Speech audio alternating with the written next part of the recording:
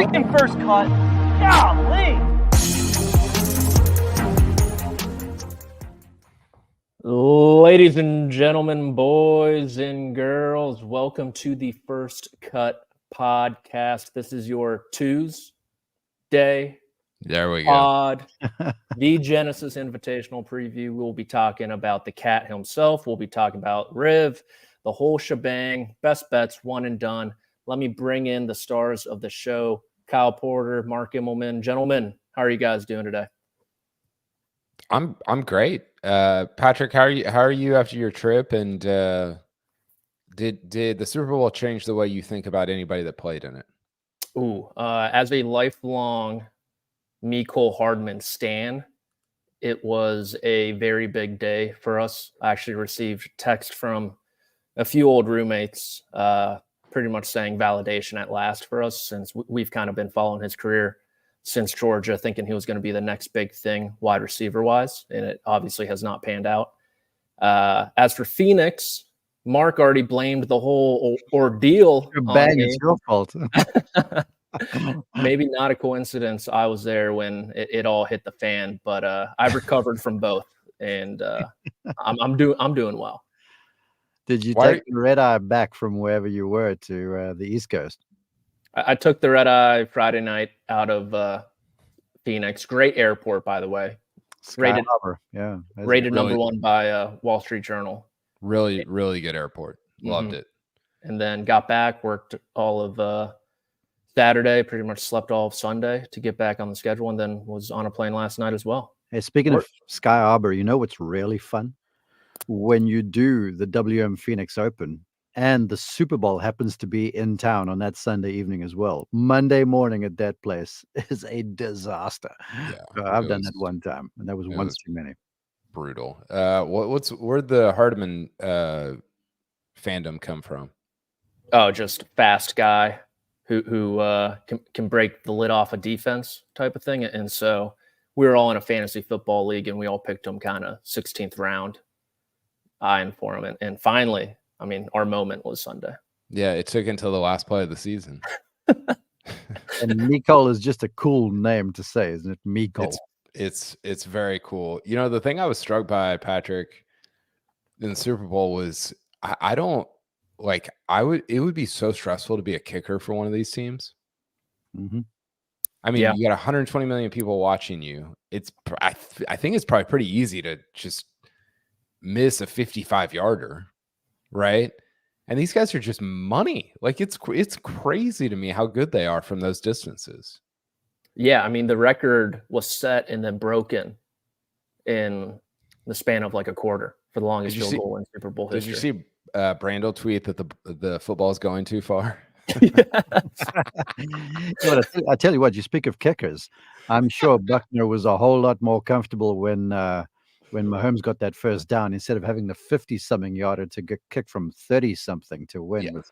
To tie it at the end. Yeah, totally. And then the play that I've been thinking about, Patrick, is the one that they ran on 4th down in overtime, where they rolled Kelsey out with Mahomes, and it was almost like a flag football play where Mahomes could run it or throw it, and he ran it. And Mark, I don't know if you surely you were at this Masters, but I was at the Masters a couple of years ago and saw Mahomes and Kelsey there, and Mahomes is a big boy. Like he's very thick. Yeah. Would not want to tackle.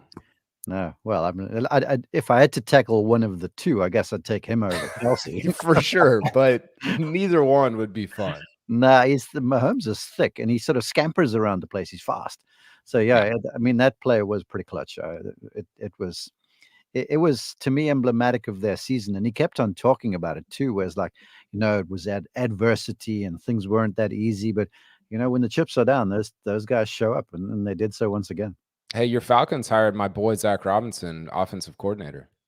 I know. I'm excited about that because I thought they were doing a pretty Falcons thing when they hired Raheem as the head coach. But anyway, it's turning out so it's trending on the bright side for me right now.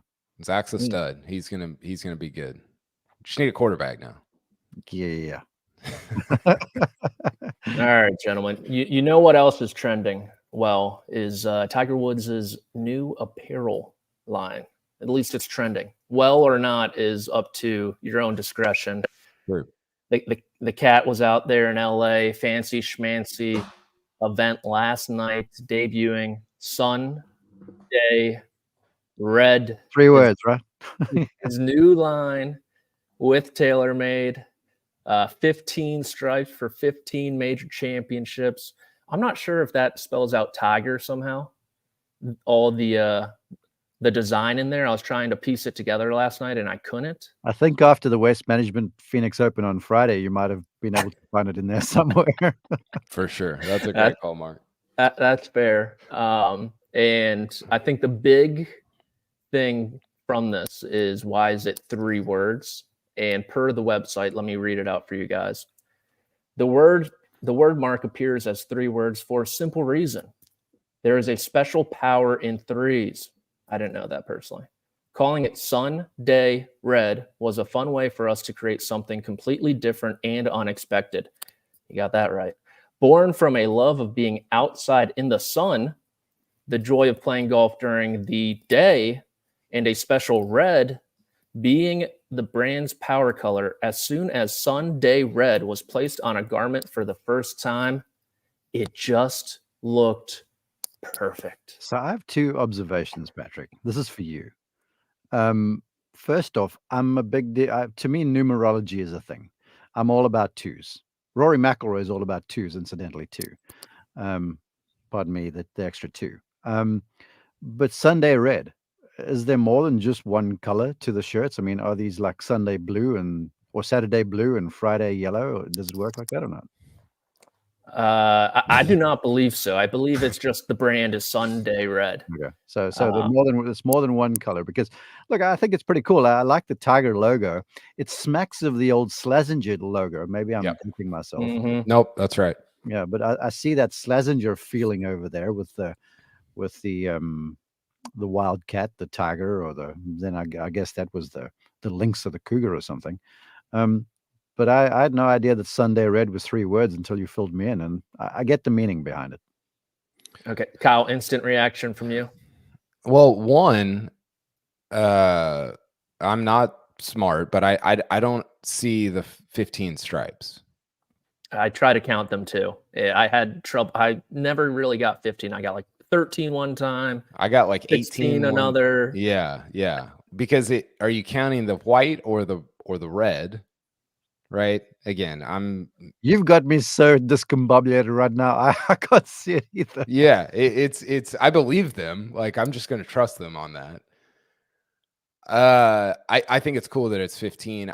I think this, Patrick, I think this was a case of, listen, naming things is very, very, very difficult. It's really hard, and everything sounds stupid whenever you present it. We've talked about this with Liv, right? Where, you present the Orlando Magic or the Oklahoma City Thunder, and you're like, well, that's the dumbest name in the world, but then you just get used to it, and it becomes part of the lexicon. That having been said, this feels like a case of too many people trying too hard and basically too many people touching a thing. And it's like, well, we gotta make it 3 words, and we got to split the first word, and we got to do 15 stripes. And I think you could have just made this a lot less complicated. Like, why not just almost like, I get that there's probably rights to the what's the Tiger head cover, Frank. Mm-hmm. Maybe there's a rights issue there. I don't know, but man, that was kind of cool, right? Like, you could do something that's kind of a facsimile of that and call it, somebody texted me today, like, why not just roar, for like a Tiger roar, it feels unnecessarily complex.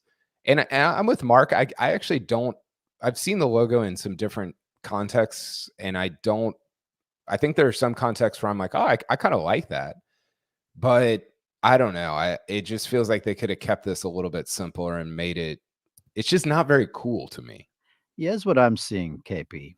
Like Nike, when it began, used to have Nike written inside of the swoosh. to develop or to introduce the brand. Now the swoosh stands alone. I'm sort of feeling the same thing here, where eventually Sunday Red underneath this Tiger goes away. But here's what's curious to me, right? Because Tiger has 15 majors, hence the 15 stripes that I still cannot count. Same. But now, is he sitting in meetings going, all right, I get it, 15 stripes, but what are you guys writing me off? There's not a 16th in me. And if so, if I pull it off, do we elongate the tail just a touch more to get the 16th on there? Or, I mean, that to me, where all of a sudden I'm like, what, are we just decided that he's got the book closed on major championship wins with this logo? Well, I think he addressed this, Patrick, didn't he? Yeah. Per the people on the grounds, they're going to completely redo the logo and add the 16th stripe if it ever comes. Oh, see. Okay. Well, we all learned something good. But I don't know if he was joking. Yeah. Again, Mark, like, I feel like it's a little bit unnecessarily complex. And I can't do the 3-word thing, you know, and I'm somebody that created a stupid brand called Normal Sport. So like, I'm not one to judge, but it just, I don't know, just do less. What do you guys think of the crowd out there who would much prefer a silhouette, you know, a la Air Jordan from like an 05 Tiger instead, the uppercut? I mean, I would be into it. Yeah, Mark?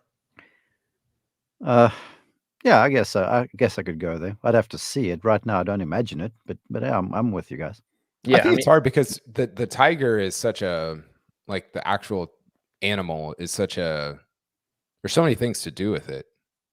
Yeah. And somebody said it looks like a carcass of the Schlesinger logo. Yeah. Like the skeleton of a Schlesinger logo. Which is not great. That's not what they're going for. So I don't know. I'm no fashionista, but neither is Tiger for that matter. So well, I have to think that this it's going to go through multiple iterations, just like most logos do. I mean, this is the kicking off point, and we'll eventually have the throwback logo going on. But I also see my wife is in this sort of stuff, brand redesign and stuff, and I can see how the modern elements are built into this logo with the block lettering and the spacing and the almost the dead space between the stripes. So I sort of see it. I'd like to see them, to the question, have them both side by side, and then I could sort of go there and go, all right, this is the way I'm trending. But I do like, I've always been partial to animals and stuff. Patrick, what do you think? You're young, you're cool. Mark and I are not young, not cool. We have kids. I think it's going to test the theory. Whatever Tiger puts his name on is going to sell.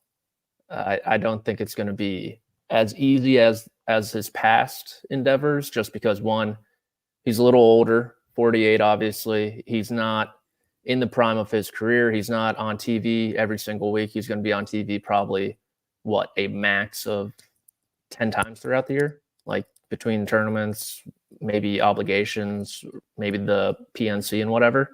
And so I think that this is going to test that. I don't love it. I don't really find myself drawn to it, but like you said with Liv, and it feels like everything is cringy. Like no matter what you put out there first, people are just going to inevitably make fun of it. I kind of wish it was like a frontward facing Tiger almost, not kind of the side thing. Yeah. I think I agree with that. I'm wondering what happened to the TW logo, because they must have spent fortunes on developing that thing too. And what's that, just all of a sudden going by the wayside? Yeah, I thought about that as well, Mark, because Tiger does own that. That wasn't a Nike thing. That was my understanding. I don't think that the TW is the best logo ever, but it was not.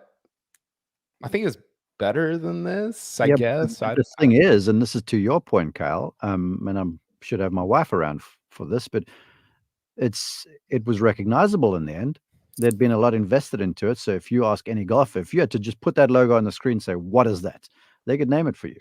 So there was the brand recognizability to the thing, which made it worthwhile. Now, all of a sudden, it's just gone, and we've got this what do you call it? The carcass of the Schlesinger logo. The skeleton of the Schlesinger skeleton. Yeah, I'm interested to see the pricing on everything. Like Tiger said, no one is doing cashmere hoodies, even though I'm pretty sure everyone's doing cashmere hoodies right now. I think the shoes wasn't Nike doing cashmere hoodies? Yeah, like Rory's been wearing cashmere, and he goes, no one's doing cashmere hoodies right now. The shoes are another interesting aspect. I know Josh just had it up, where I think they want to get them out to him by the Masters. I think they poached a couple people from Under Armour shoe department as well. It kind of looks like, honestly, like a TaylorMade driver. It took some inspiration from that almost, from that one and from the pictures from Riviera today. So yeah, it just one thing that I noticed I don't know if we have any pictures from Riv today, but the pants don't look good.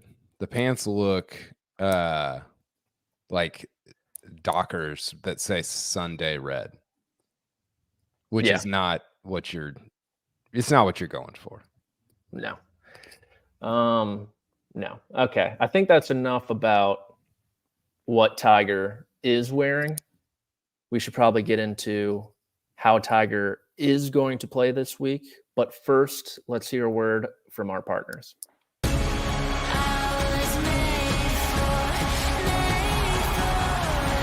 UEFA Europa League knockout stage on CBS Sports Network and streaming live on Paramount Plus. You were made for this. And we are back. Riv, baby. Potentially the stop of the season, some are saying. A great tournament this week. We got a 70-man field, a cut in a signature event, which is a rarity these days. Only 3 of those all season. Top 70 will be cut to the top 50, and those within 10 strokes of the leader. 10 out of the top 11 in the field. Riviera is obviously a fantastic course. Tiger Woods, let's start with him. We haven't seen him since the PNC. He played in the Hero World Challenge, finished 18th there, I think. Flashed some good, flashed some bad. This is kind of where he returned last year. KP, any thoughts, or kind of what are your expectations for the Cat this week? Yeah, I mean, look, he made the cut last year in a much bigger field. I think doing so again this year would be I think that's sort of the litmus test, right? Is like, okay, where's the game at? He's obviously not going to win. It would be shocking if he got even into semi contention, but he can make the cut. You know, like you said, 20 only what is it? 20 missed the cut. So you got to play pretty poorly to miss it. And I think the shocking part, Patrick, is just he looks, and we talked about this at Hero. He looks physically fit. He looks physically healthy in a way that you maybe wouldn't have said in past years, even when he played decently. So I think that's an encouraging sign. So I think it's I'm very much in the camp of if he makes the cut, that's good. If he misses it, that's not great. If only because he doesn't get 2 more rounds of reps before the Masters. Yeah. And Mark, are you looking for anything in particular in Tiger's game this week to suggest he might be in a better spot with it as opposed to comebacks past or more recently? Well, not necessarily with his game proper, because as far as I've been concerned, I feel like the golf swing has been pretty functional. I feel like he's had all the shots he needed to hit. He's had adequate clubhead speed off the tee. I mean, he flies the thing a decent distance still. And he's spent so much time around the green in the back garden there and back home that the short game is very, very sharp. And he's had a number of shots I've seen him hit when we have watched him play, like at the Hero, for argument's sakes. I mean, he's got the high soft shot, he's got the spinner, he's got the low bump shot, and he's still the guy, kind of the old school guy that's not averse to just pulling the 8-iron or the 7-iron and bumping some sort of shot into the ground and getting it on the ground. Although you'll see less of that at Riviera, given the Kikuyu grass and the fact that it's just so spiny and grabs balls. But to me, it's just always about what the leg is like underneath him. And I'm keen to see him play because all I've seen is on TV. But what I have seen so far has looked promising. So I'm keen to see when I get there Friday morning what he actually looks like in person. I'm going to make a point of going to watch him play because I've long maintained that if he can walk golf courses, then I feel like he can still be relevant, especially at a place like Riviera where you don't get away from par very much. And come Sunday afternoon, when you get that little fog rolling in a little bit and the cold air blows off the Pacific, that closing stretch of holes is brutal, man. If you go like 14 through 17, even 18. And so, if the score stays around par and he's healthy enough to walk and he's got the shots and stuff, I'm not saying he's going to win, but just like last year, we can see him playing. What I would love to see, because I remember last year in the show, I had Patrick Cantlay's group and we were going down 12, and Colt Knost was on Tiger's group, which was going down 15. And it's not often that I've ever been at events when Tiger Woods was teeing off 10 and finishing on the 9th hole kind of thing. But I'm sort of hopeful, given, well, again, what I've seen on TV, and that's not the ultimate litmus test, but it's looked promising. So I'm keen to see where he really is. Yeah. Yeah, I think the one big thing for me and Tiger kind of post 2022 is his range of outcomes in his rounds have been wide. You look at this tournament from a season ago, he has a couple rounds. I think open was 69, third round 67, but his bad rounds were 3 over, 4 over. I would love to see Tiger like scratch and claw, like that bad round instead of 3 over be like even par 1 over, something like that. But you see, that's the thing. That to me is where the leg comes in, because you don't mysteriously lose your golf swing or your putting touch. But when you start to have to deal with pain, and then perhaps you don't have the legs firing underneath you like they should because the golf swing's built out of the ground, that's when you start to lose control of balls. And we would see him doing that. But again, he's massively strong in his upper body. And the evolution of the golf swing, as a young guy, when he showed up here as 15, he had these scrawny legs that would snap out from underneath him and create all the speed. But now he's just a big, strong guy, and he almost grips the ground with his feet and rotates really hard with his chest. So if the leg's there and better, like I think it looks like, I feel like he can turn those bad days, that big outlier, back to something where you stay competitive on that bad day. Mm-hmm. Real quick. Sorry. Were you done, Mark? Yes, sir. Real quick trivia question for both of you guys. Do you know when Tiger's last top 10 on the PGA Tour was? Without looking it up. The Zozo Championship. Okay, Mark, you got a guess? No.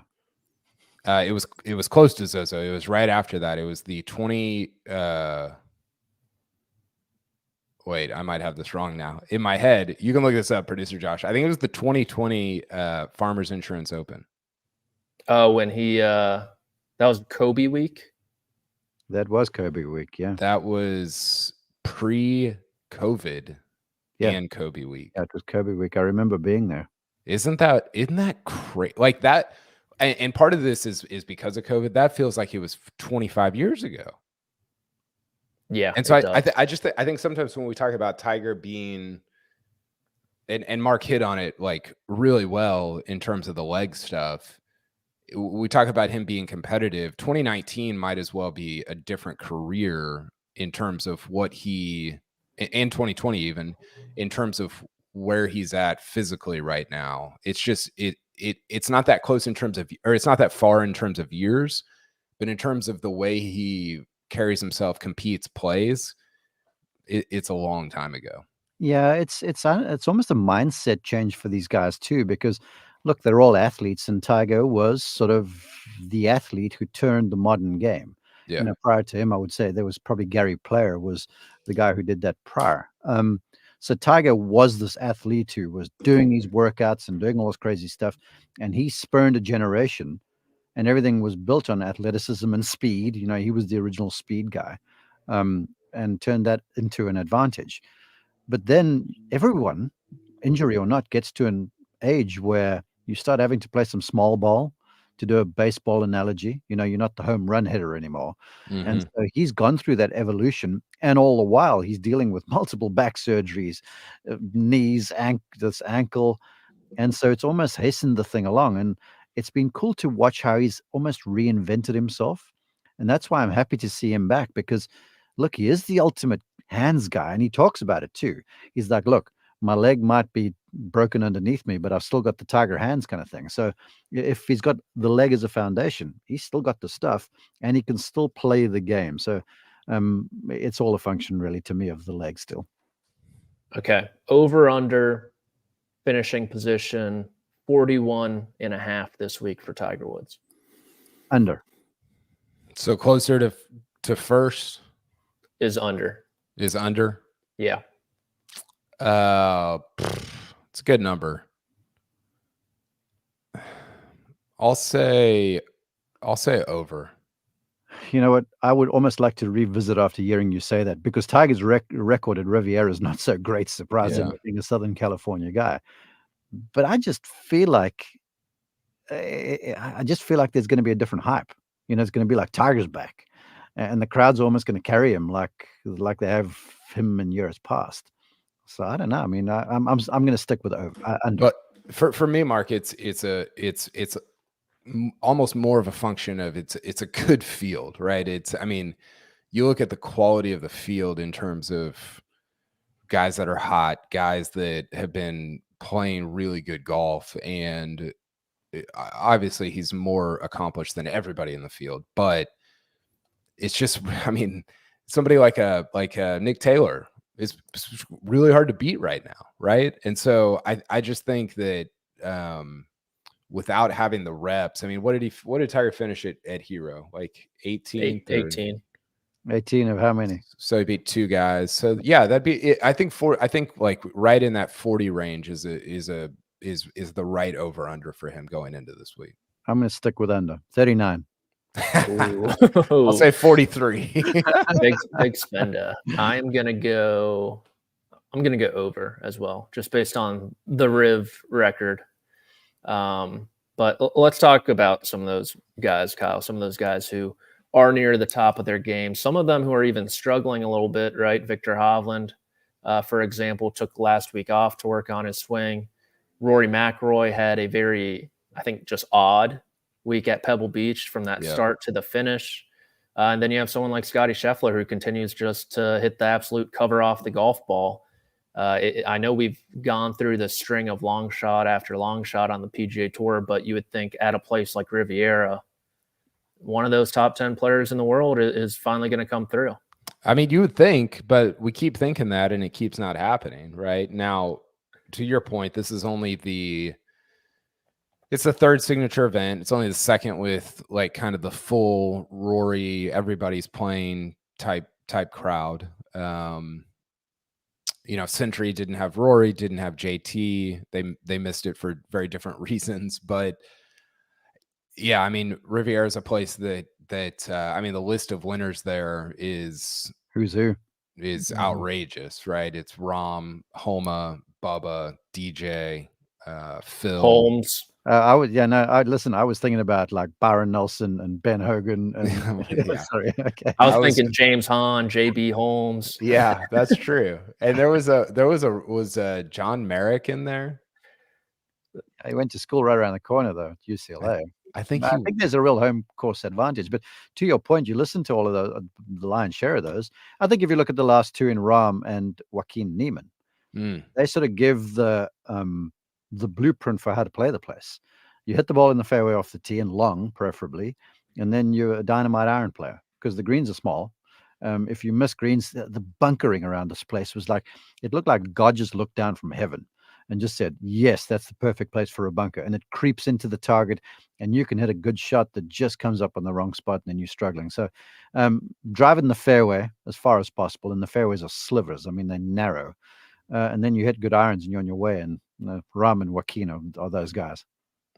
John Merrick beat Charlie Belgian in a playoff in 2013. That was my first year to cover golf for CBS Sports. I was like, I thought Riviera was good, and it was just a riveting playoff that nobody can forget.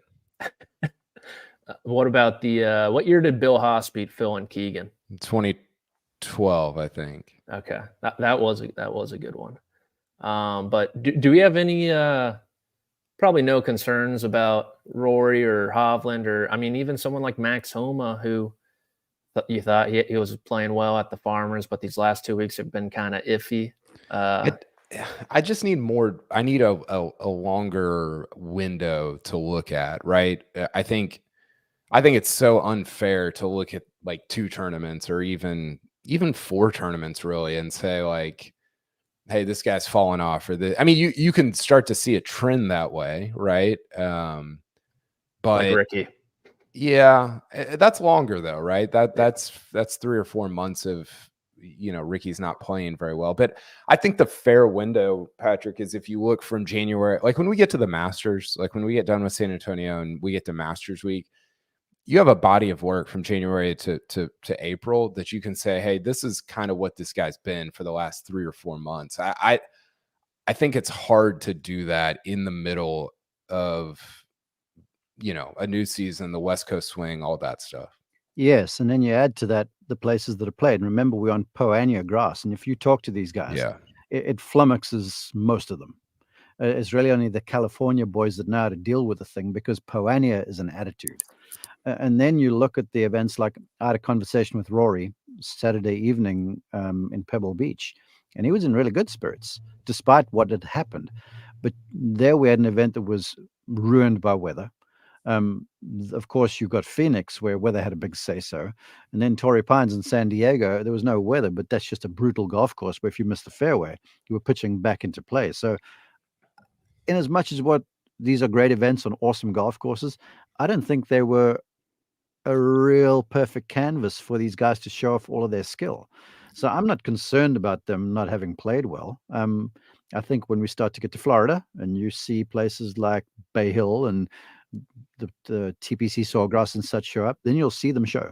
So right now I'm not concerned. I would expect this for Homer and Rory and them to play better this week, but still, you put them on the Bermuda stuff and then you'll start to see them shine. Patrick, is there anybody that's trending one way or the other that is surprising you right now that you're like, that's something to watch out for going to the Masters? Going into the Masters, I mean, I think someone like in Adam Scott, in the way he's playing right now, we touched on it a little bit last week. Just he doesn't really play a ton, certainly not as much as he used to, but he's hitting the ball like out of this world. I followed his group. I think he was with JT and Cam Young the first 2 days there in Phoenix, and I mean, you just had 3 fantastic ball strikers, and seeing him in person was a lot of fun to watch. And you think about Augusta, you think about this week too. I think Adam Scott could be, maybe he could threaten for a second green jacket here in a couple months. I don't think that would be the craziest thing in the world. Yeah. I mean, look, I've watched Scotty since he was a kid. But I had him a few times last year, I remember, and Quail Hollow was one of them in the final round. And he had some drives where I joked with him on the one hole. I'm like, dude, really? And he sort of goes, well, I'm eating my Wheaties kind of thing, as he was joking. But you're right. He is swinging awfully freely. There's no hold back. He knows where the golf ball's going. Most importantly, he's putting. And then, so to your question, Kyle, regarding the putting, even though he missed a few coming down the stretch last week, I cannot turn my eyes away from Scotty Scheffler right now. Mm-hmm. The way the guy strikes it, and now he's making a few putts. Goodness gracious me! When he finds a little momentum, it could get nasty for the competition. I think my 2 are JT from the positive. He's been good for a couple of months now. We've talked about this. He's just hitting it a lot better. Now, to be fair, like he started off like the West Coast swing last year, he was not bad. It didn't get bad really until the major season. He missed the cut at the Masters, shot in the 80s at both the Opens. So I think I'm encouraged by his trend, but not, and I'm mostly bought in, but I think there's still a little bit up in the air there. And then Zalatoris, I think, is interesting. And again, I think you can reserve judgment, especially on him, but on all these guys until you get to April and start to say, okay, what direction is this going in? But he just hasn't, he's been pretty un-Zalatoris-like for the first 2 or 3 events that he's played in. So not labeling him yet, but just keeping an eye on it, monitoring. I will say this. Trying to think of the event. Pebble Beach, maybe. I watched him hit some. I made a point because, again, this is a guy coming back from back surgery, and he was freaking flushing. I mean, he's always hit it well, but the ball flight was lower. It was really penetrating. It was coming easy. Oh, no, I tell you what, it was on the range at San Diego. And I just looked at him and I sort of smiled, and he gave me that knowing, like, yeah, it's good. So what concerns I had about Will Zalatoris kind of flew out the window. But again, to be out for that long, it's a lot of time. Yeah. So I think there's not a recency bias, but these guys playing a lot is a good thing. So along those lines too, I'd go for Rory, who's now signing up for extra events, because he didn't look phased whatsoever when I talked to him, despite the misstep at Pebble Beach and whatever rounds that was toward the end. I think both of those guys, and especially Zalatoris, they just outperform their normal play when they're at majors so much that even in April, if Zalatoris's play, let's say he's got like one top 10 and you're like, okay, you know, but then he gets to the majors, you're like, I still am pretty optimistic just because he's always outperformed what his traditional play has been in the regular season at major championships. Yeah, I think on the downturn, I would love to see something from Ricky sooner rather than later. Just like since the win, it hasn't been fantastic. Let's just say that. I think Data Golf, I was checking out his chart today. I think they have him outside the top 100. And it was just like the stock market crash, Black Monday, pretty much. Sunday red, Black Monday. How about this? I don't know where I can look it up for you in a second, but last 20 rounds of everybody in the field at Riviera, Patrick, he's last in ball striking. Behind Ben Griffin, behind Matt Kuchar, behind Seamus Power, behind JJ Spawn, behind Brian Harmon, Lee Hodges, Alex Smalley, Brendan Todd. It's not great. It is not. So he's the one guy, and we talked about Poana Grass, California guy. He's putted well on it before. And yeah, I mean, the irons were all right, and then the last few weeks. So I know he put a new driver in the bag at Pebble Beach, one of the new Cobras. He said he really liked it, and he got off to a nice start there at Spyglass. But yeah, it just hasn't been good. He's 102 on Data Golf, which is tough. And now I will say a lot of his struggles, Patrick, at least so far this year, have been putting, which I don't, you know, that's kind of whatever to me. Like it doesn't, I don't care that much. One, because he's a good putter, and two, because that's so volatile week to week. But the tee to green, like especially the driver, you're like, I don't know. It was so locked in last year that you felt like, okay, we've kind of reached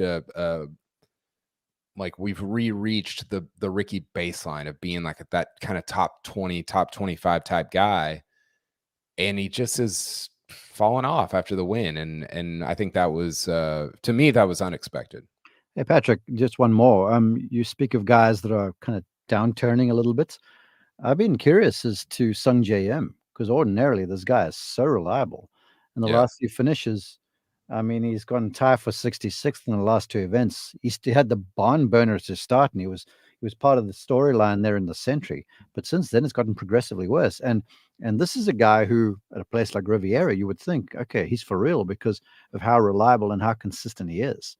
But it's been some strange misses. I mean, I saw him last week from a decent lie in the fairway, miss a greenside bunker to the right, a right greenside bunker. And so it was wild for him with an iron in hand. So I have my eyes peaked, my ears and eyes peaked to Sung J M right now. I'm unsure about what's going on there. Yeah, that's a good one too. And he typically pops up early part of the Florida swing too. So definitely a name to keep an eye on. We will mention a few more of these names. Best bets, one and done for the Genesis Invitational coming up next. But first, we got to hear a word from our partners. The madness doesn't just happen. Yo, get ready! And although it's marked on our calendars each year, it's built by moments of mayhem before. And the crowd goes crazy! And it begins to bubble long before it bursts. Sure, madness and March may go hand in hand, but it starts right here. And we are back. My face is getting darker. There are no ceiling lights in this entire place where I am. It could be a prison. But where are you? Let's look. I can't say, Kyle. I'm in Delray Beach, Florida. I'm going south for the winter. It's about to be spring, boss. Yeah, we've got like 20 days left. Well, I'm checking out the back end of the tournament, formerly known as the Honda, formerly known as the Palm Beach Classic, now known as the Cognizant Classic, at the end of the month, and have some business and personal things to attend to. I'm going to be down there for PGA Tour Live, so we'll connect. Yeah, I'm only going Monday and Tuesday. Will you be there? Okay, I'll get there Wednesday. I'm out Wednesday. Maybe I'll see you at the airport. International man of mystery, I see you. For sure, he is. Was there ever a that's a good trivia question. Was there ever a winner of the Palm Beach Classic? I think I don't know. I no don't winners. Maybe the friends we made along the way. There you go. For sure. Were the true winners. All right. Let's get into our betting picks. For those new around here, producer Josh and his fat wallet gives us $50 for a matchup, 30 for a finishing position, and 10 for a pair of outrights. We'll start with the matchups. And let's start with you, Mark. You got a couple guys who have played this course pretty well in the past. I have. And both of them are not slumping, but they haven't been at their best. Patrick Cantlay, that is, has had a tough time of it on Sundays, and Victor just hasn't been at his ball striking best. He looked really out of sorts, I thought, at Pebble Beach in the AT&T event. So I'm taking Cantlay, who's basically playing around the corner from where he went to college, over Victor at plus 105. I like it. I've been told Cantlay has this one circled on his calendar. He's been gearing up for it practice-wise, so I like that pick. Meanwhile, KP, you got a couple runner-ups from the early season. Who you got? Yeah, this one was – I really struggled with these matchups. I couldn't – I kind of went back and forth on a couple of them. I landed on Nikolai Højgaard over Keegan Bradley, mostly because this is a place where a little like Augusta, you can miss off the tee, and it doesn't hurt you a ton as long as you're hitting your irons well. And Højgaard is just so long off the tee, and he's been so good in terms of gaining strokes off the tee so far this year because of his length that I think he's going to have I think he's going to be in some interesting spots on this golf course. And I don't know, it'll depend on putting, but I've got him over Keegan Bradley.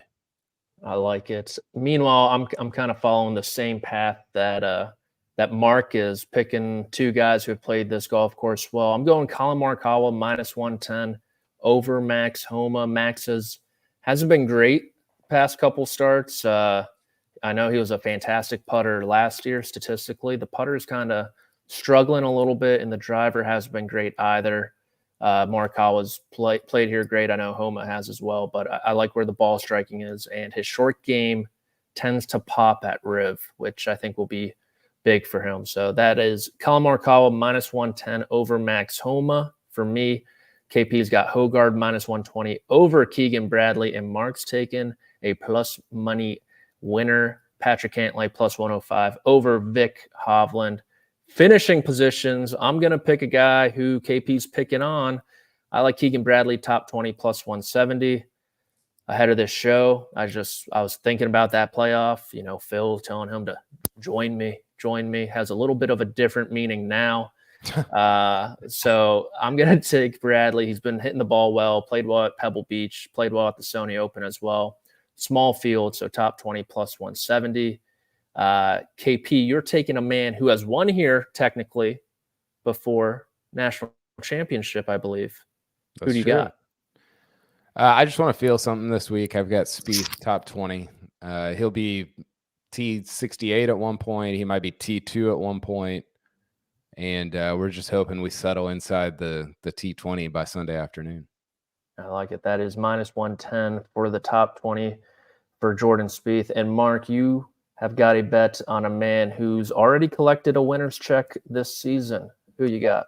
Winner's check despite not having won. And up to that, I had a quick conversation with Jay Sewell, coach at the men's team at the University of Alabama. And he said that Nick Dunlap, winner of said event, is in a lot better spirits. So he's looking forward to this week. I'm going with homeboy, Christian Besaidnout, had the runner-up/win at the American Express. He hasn't finished outside of the top 30 this season yet. His worst finish has been a tie for 28th. So I figure on Kikuyu, we have a version of that in South Africa too. As accurate as what he is inside the top 30 for plus 120, I was all over that. I like it. So to recap, Bradley top 20 plus 170 for me. Spieth top 20 minus 110 for KP, and Mark's taking a homer pick with Bez top 30 plus 120. Outright wise, the boys have a couple of previous champions. Mark, let's kick it off with you. Well, I'm going my first one's Max Homer, who grew up just around the corner, and his record around this place is like last 4 years. Tied for 5th, a win, tied for 10th, and then 2nd last year. I won the one and done league last year. No asterisk, using Max Homer. So I just feel like he goes back to a place where there's a lot of home cooking, and it helps him to find his groove. And then my other outright is Sahith Thigalo. Went to school just down the way at Pepperdine. He's had a couple top 5s on the season already. He's playing great, lots of confidence, putting awesome. And last year at this event, I think he finished inside the top 10. So I've got two guys who are very familiar with the course and the conditions and the environment. So I'm going all California here.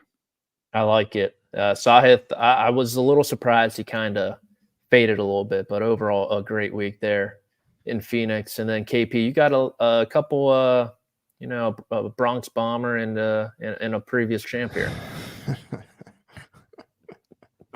That'll never not be funny. Adam Scott 28-1. He's, like you said, he's been playing great. I think other than Scotty Scheffler, he's been the best ball striker in the field over his last 20 rounds. And obviously he just crushes at Riviera. So I thought 28-1. I don't know if Adam Scott's going to win, but I thought 28-1 was a fair number there. And then Cam Young, I don't really know what to think of Cam Young. He's had sort of a weird year plus where he'll play great one week, and the consistency just hasn't been there, which I think is odd because he was very consistent in 2022. So he's played very well here, 2 top 20s and 2 starts, played good at Phoenix. So I don't know, 35 seemed like a good enough number to go with him on. Yeah, I almost picked him myself, but I just couldn't do it. He's one of those guys that makes you look like an idiot sometimes. I know. I agree. I totally agree. A guy who does that for me sometimes is Justin Thomas, 16-1. I think the win's coming soon. He's played well here before. He should have won when JP Holmes hit him with the 4 corners and slow played him a few years back. So give me JT. Shout out Carolina. Yeah, shout out to Big Dean Smith for that one. And then I'm going with Matt Fitzpatrick, 40-1, driving the ball great. Irons are going to have to pop a little bit, but the irons have been good here. I think he likes the yardage buckets that his approach shots are coming in from. So 40-1 there. And that's not all. We got best bets on deck. Josh, can you put up the screen? We are leaking oil. I'm not sure if this accounted for the Pebble Beach 54 holes, so I'm just going to say there's an asterisk as long as these are red. But Josh gives us $50 extra to put on our favorite bet of the week. Mark, you're doing a nationality play. Tell the listeners what you got. I need to get a win desperately. 0 for 4. I'm going with Ludwig Oberg as the top Scandinavian. There are 3 in the field. The other one's Victor Hovland. I can't recall the third right now, so you can help me out there. Højgaard? Højgaard, yeah. But here's the thing about Ludwig. It just doesn't look like there's a golf course that this guy can't play. Yeah. And the harder they get, the more he just tends to want to shine. And so he drives the ball great, which is a major part of the examination around this golf course. He's a dynamite iron player, and he just looks like he's got this presence about him where he doesn't get too phased. So I have a feeling he's going to contend. So I think Ludwig is the top Scandinavian this week. the top Scandic himself. KP, you are stacking a pick. What do you have? Yeah, I've got Adam Scott top 20. I've been getting a little crazy with my best bet recently. I've been walking in Patrick's footsteps, so I try to keep it more low key. And I was so mad last week when I had JT and Scheffler to finish in the top 10 at plus 300, and JT finished a stroke outside of the top 10. Scheffler almost won the event, obviously, but Adam Scott top 20 seems like very reasonable. Just need to get back on the board. Need to get some momentum going the other way. Yeah, need to see the ball go through the hoop. Yes, yes. As the king of the parlay corner, both literally and figuratively, I can tell you it's been a dark month. But I guess I'm kind of stealing your bet from last week, and I'm going Scotty Scheffler, Justin Thomas, top 20. Okay. At plus 115. That would have hit. Yeah, I mean Scheffler, that's like free money. It feels like, and then JT, I think he's in for a great week. So that is what I'm rolling with. But that is not all. We have Scheffler, by the way, has one finish outside the top 25 in his last 27 starts. One. Yeah, it's Tiger Risk. It's Tiger Risk without all the wins. It's crazy. I think you just got to pair that with whatever. Yeah, I mean, truly. But that's not all. We got the highly controversial, I'm blanking on the word right now. Decorated. Sure, we'll go with that. One and done. Josh, reveal the picks. Wow. Incredible. Take it in. Soak it in. Let's start from the bottom up. We've got first, let's give a shout out to the big boy team leading the way with 5 million in the listener league. OK Boomer, Pat Sullivan at 4.5. You're obviously not a golfer at 4 million, and Grant at 3.84. Fellas, I feel like any of those could be your team name, Patrick. They all are. They all are. Big boy. Accounts. We are worlds behind them. Worlds, but 4 million, not 3.6, 4 million to the winner. It's a big one this week. Mark at $6,400. Who are you going with? Well, first off, I had my arithmetic wrong because I thought I was closer to Josh. But anyhow, Justin Thomas let me down last week. I figured I was in for a good weekend. Then he stumbled Saturday, Sunday, which was disappointing. So I decided I got to try and go alternate to my plan. And the last couple of years, I've gone with Homer at this event, and it's turned out great. But I figured someone else was going to go with him, so I didn't. But I went with another Californian. That's my theme on Poanio, and I feel like Morikawa sort of fits the bill. I had him here in the final group last year. He finished in a tie for 6th, missing a whole bunch of putts. But he seems to be putting better this year. So, Colin, it's time, buddy. It's time. This is a big purse. Let's get some work done so I can get back to the other side of the leaderboard, please. Lone wolfing it with Colin Morikawa. He's one of 2 lone wolves. Greg is the other one with Adam Scott at 1.1 million. Sandwiched in between them is myself at 932 with Justin Thomas. I think this is the week he wins. This would be the week. Normally I'd be to the top of the one and done, but unfortunately, producer Josh, who's leading the way for us at 1.8, also has Justin Thomas. At his heels, though, in second and third, KP and Rick, both at 1.2. Kyle, why don't you tell the viewers who you both have? Well, biggest purse of the year for first place, and we're picking the best golfer in the world. Is Scotty it more Scheffler. Than the players? Won't be more than the players. Come on. Well, thus far, I don't know what the players' first place is. A little over 4, probably. Yeah, it was 4 or 5 last year. I'm telling you right now, I'm using Scheffler at the players. Damn, I was going to do that too. Yeah, maybe I should have done that as well, but. I've got him this week. There's a little concern here, Patrick, because, this was one of his bad starts in 2023. He finished T12, which it sounds ridiculous, but that's one of his worst finishes on the year. And I think there's obviously putting concerns and all kinds of stuff. But man, I mean, talk about ball striker and ball striker's course married to matching up, married together, and that's what this is. So I'm excited about it. I feel confident that he's going to be in the mix. I just don't know if he's going to end up winning. Yeah, I think it's a good pick, right? Scotty Scheffler is never a bad pick, and you look at the golf courses he's won on, you'd think Riviera would be one of them as well. All right, so that is Colin Morikawa for Mark at 6,400, Justin Thomas for myself, and leader Josh, who's at 1.9, Adam Scott for Greg at 1.1, Scotty Scheffler for both Rick and Kyle, who are both at 1.2, with Rick just eking it out over KP. Gentlemen, you guys got anything else before the Genesis Invitational kicks off in a couple days? That's it. Sounds like no. We've talked enough. Sunday red. Black. That's Thursday black over there. Thursday black. You would think they'd like dip into like Monday blues or something like that. That's good. I see where you're going. Yeah, there's plenty of wordplay. Sunday dread when he's not there. There's too much going on here. Like the tag, just leave it at the logo. I don't need the writing on the shoulder, and it's hip. The pants are bad. I don't know. It's hip. His shoes look like a tailor-made driver, carbon something. But the pants are classic Tiger. Remember back in the day, the pleats and the baggy look and the that's Tiger over there. Those are the kind of pants he wears. Yeah. No, you're right. I'm with you on the shirt. Yeah, it's a weird dichotomy because the shirt looks kind of athletic and like he belongs in a gym. And then you got these baggy pants. Nah, not doing it. Yeah. Hopefully he brings out the mock. All will be forgiven if the mock returns this weekend. I'll take back everything I said. And the cashmere hoodie, which no one in the golf apparel business is doing. Tiger Woods, an innovator, like always. Gentlemen, that is all we have for Mark Immelman at Mark_Immelman. For Kyle Porter at Kyle Porter CBS. I'm Patrick McDonald at P McDonald CBS.